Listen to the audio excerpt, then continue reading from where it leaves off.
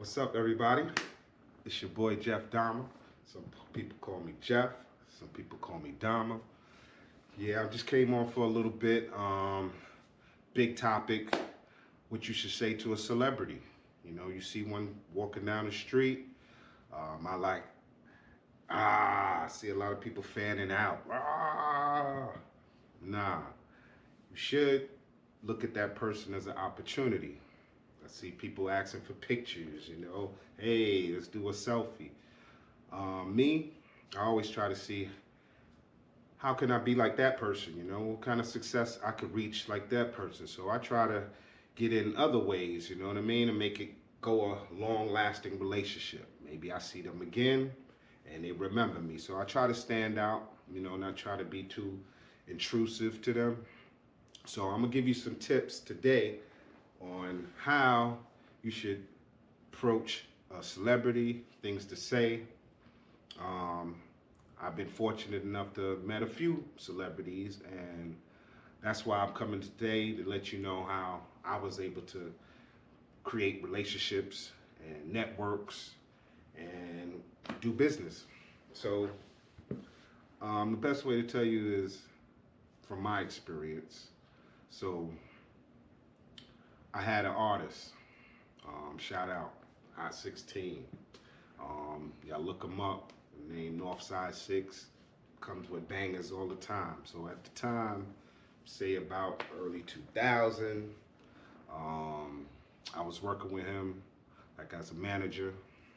We also had Cat, Faye, what up y'all? QP, it was all Mastermind Entertainment. And I had an artist, Hot 16, and we was pumping him. I was trying to get him record deal, whatever we can to network. So I could say that I was driving in Brooklyn, Atlantic Avenue. Maybe going down a back street or something. I was at a red light, and I look over. Who's walking right in front of the street, in front of the red light? Nobody else around, just me, my car at a red light, and this person is walking straight by. I look closely, I'm like, that Erykah Badu? That's crazy. So I'm looking like no bodyguard, she's chilling, minding her business. That was a beautiful thing. When you're a star and a celebrity, that you can still walk down the street and enjoy life as a human being, I respected that. Now me, I didn't want to be like, oh, just screaming out her name and stuff like that to make things all weird. So while I was at the red light, I waited for her to come in front of the car. This is how it's going down. So she came in front of the car, stuck my head out like, hey Erykah, what's up? I admire your work. I would love for you to listen to my man. So she looked over, and I said, yeah, just one moment, just one moment. I ain't trying to, take up your time. Just one moment. So she actually walked over to my car. I was like, whoa, this is crazy. So Erykah Badu, broad daylight in Brooklyn. She's walking over to the car. So when she got to the car, I pressed play. I said, listen to my man. And Hot 16, one thing I could say, when you having an artist and you pumping them, you trying to get them deals, you gotta like the music, because that makes your confidence level like when it's trying to give them some type of admiration to another artist and things like that. They can see it in you, how you feeling, so they're gonna feel that confidence. So aside from that, she's listening to the joint and she's bumping her head. And I was like, yeah, in my mind, like, yeah, this is what I'm talking about. So I said, can I get your number so we can carry on? You know what I mean? I'm looking for a deal. I'm gonna see what I could do. So she gave me oh, you could call my manager. And I'm like, call your manager? I'm gonna call you, I wanna talk to you. She was like, no, just call my manager. He'll take care of you. And I was like, all right, man, whatever. So I took down the number of the manager. Shout out Big Mike. So, I was hyped. I left off, boop. I didn't argue with her. I didn't try to be anything extra to her. respected it. She gave me the manager number. So I waited a day or two. I gave the manager a call. And I was like, probably got to deal with the second hand. He didn't feel the song, da da da da. So the crazy thing is, when I called, he was like, yo, what's up? I heard about you. And I was like, that's what I like. So not only she told me to give the number and call Big Mike, but she also let him know you be expecting a call. So that had me very excited. So like I said, don't fan out, don't do nothing. Just was a regular business conversation. And me being a nice guy, social, call it, I was on the phone gigging with him, hey, like what's going on over there, just trying to get my man heard. And he said, come down to the studio. I said, wow, okay, this is something. So I ain't really tell nobody, man, I wanted to see where this is going. So I went down and it was like, what's that one? Jimi Hendrix Electric Studio, something like that. Somebody, if y'all understand, leave it in the comments for me. Jimi Hendrix got the guitar, famous studio downtown. Electric Lady. So when I get there, a lot of studios. I'm seeing stars coming out of different studios. So he told me what studio to come down to. And then when I got in there, I see Erykah Badu, I see the band, I see this. And it was like, I'm working on a new song. I'm like, yo, I'm just in the back. Don't even worry about me. I'm just happy to be here in this space.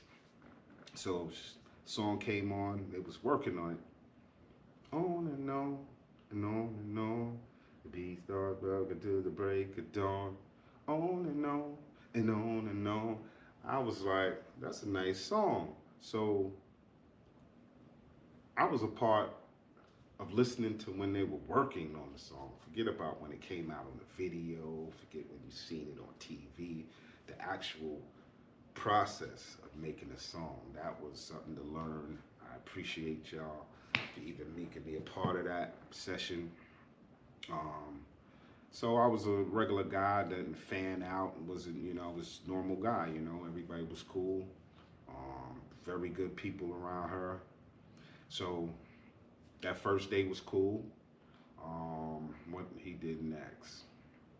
He, I guess this is where they test you too. Don't ever think you ain't gonna get tested. So called me the next day type of stuff, was like, yo, come downtown Brooklyn. Meet me at Junior's. If y'all don't know, Junior's, famous cheesecake factory type of place in Brooklyn. Shout out to Junior's. So I meet him at Junior's.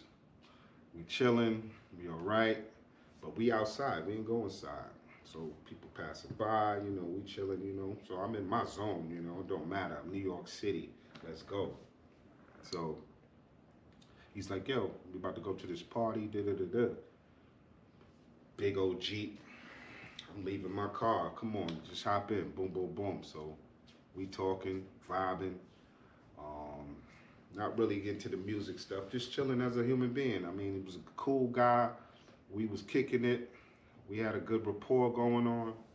So we got to some place in Brooklyn. I mean, I'm talking about a hole in the wall type, you know what I mean? I was like a little nervous. I was like, oh man, this is that setup, man, you know what I mean? Oh Lord, that's what I thought people were down. So I go in the place, you know what I mean? We vibing. It was cool. Everybody knew him, so I was good being with him. So I met a lot of people there too.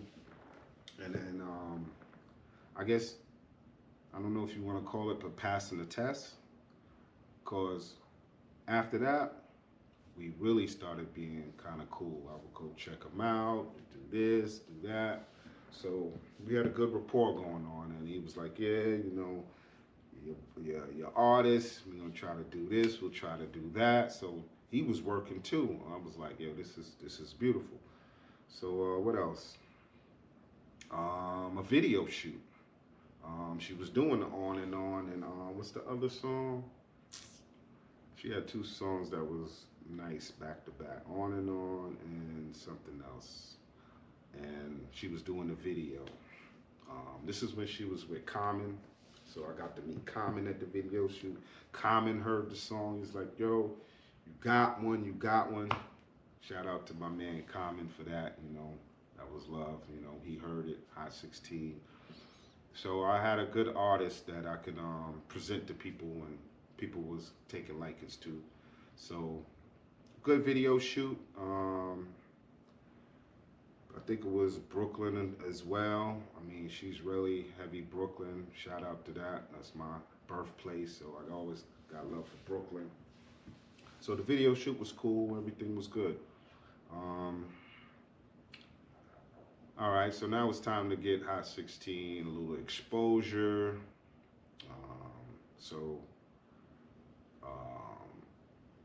we got Cat. We had Universal, who was up in Poughkeepsie. So something was going on, and we was like, yo, we should have a party out here, and this would be good to give him exposure. So we found a place. I mean, we went around to colleges, we went everything to feel the vibe of the city. It was like, yeah, this would be a good spot. So found a place to do a party. And the manager, you know, I told him, hey, you know, this is a party, this is how much we could charge, this is what we could make back, we need to get a DJ. So we hired DJ Enough, shout out Hot 97, good DJ. So we had to pay him and pay the club and stuff like that. So Big Mike, God bless, you know, gave us some money to make sure we was right in the investment and everything went through. So now it went from that to now putting money in out of his pocket to invest in this dream that we have going on. So this is where the twist comes a little bit as well. We did so much due diligence for the party and the club. This is the right place, right time, everything. So we go to the club the night of the party, and this is Poughkeepsie. We in Queens, so we talking about some hours in between to get there. So when we get there to the party, we, you know, letting DJ Enough set up. We getting the party in the club and everything all right. And then the party's going on. People outside, you know, it wasn't that much people. It was, you know, it was cool. So I started thinking like, wow, all the promoting we did, marketing, all the stuff to the colleges, I would think it would be more people in this. So it was like, whatever, you know, it's the first time, things like that. So I overheard two girls talking in the club. And they was like, yo, I can't believe they had a party tonight, you know, after what happened last night. Run that back to me again. I had to tap on the shoulders like, what you just said? She's like, yeah, I can't believe they had a party tonight. When there was a party last night and somebody got shot in the parking lot. Might have got killed too. It was real bad, they said. So I was like, so you saying last night there was a shooting here? She's like, yeah, you know what I mean? So God bless, they still came out. People still came out, but it could have been crazy because I know what kind of club it was. Shout out to Poughkeepsie and the people out there that came through that night with DJ Enough. So I'm furious. I'm like, what you mean there was a shooting and all this stuff? We just paid for the club.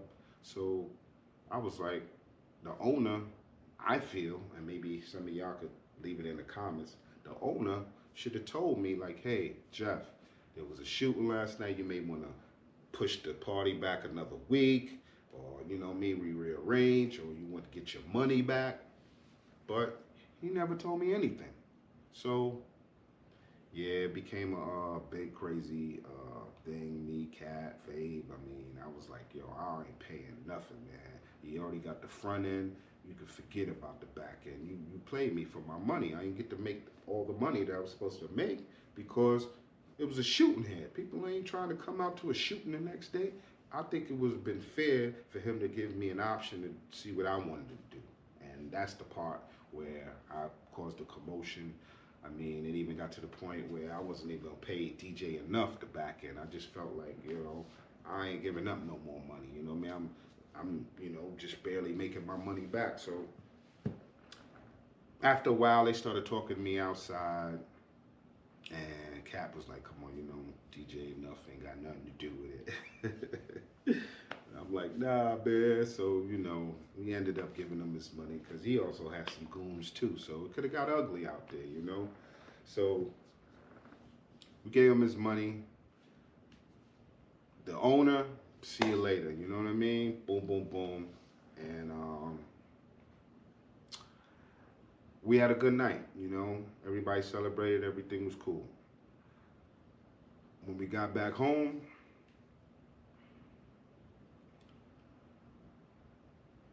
everything was so good that we wanted to work more. We started getting known around the city. Hot 16 now was getting and he got picked up by another group who was doing a lot of stuff in the hood as far as artists and getting people signed. So we worked out a good agreement. And shout out to Desert Storm, Webb, that's the homies. And he was over there. DJ Clue, Skane, Joe Button. So that story was good. He got to where he wanted to do, where he was gotten notoriety, signing, and also writing. So I wanted to just bring this up because this is all starting from seeing Erykah Badu walking in the street. Not fanning, not asking for pictures. I asked for an opportunity, and you'd be surprised that they will be happy to try to help you out. So hopefully y'all listen to this video, y'all take some notes. Remember, let me recap for y'all. You can start off letting them know you admire their work. Show some appreciation, show what their hard work has done for you and your soul. And let them know about your opportunity. Let them know about your goals. Let them know about your aspirations. They might give you some advice. They might tell you, come on down to the office, or you just might be a friend. So on that note, shout out to all of y'all. Make sure I ain't gonna hold you. You subscribe. If you like what you hear more content like this. Check out my interviews. Check out my mixing. I'll be DJing. So I'll be showing a lot of stuff like that, and we're gonna take this to the top, all right? So remember, things you say to a celebrity. Peace out. All right.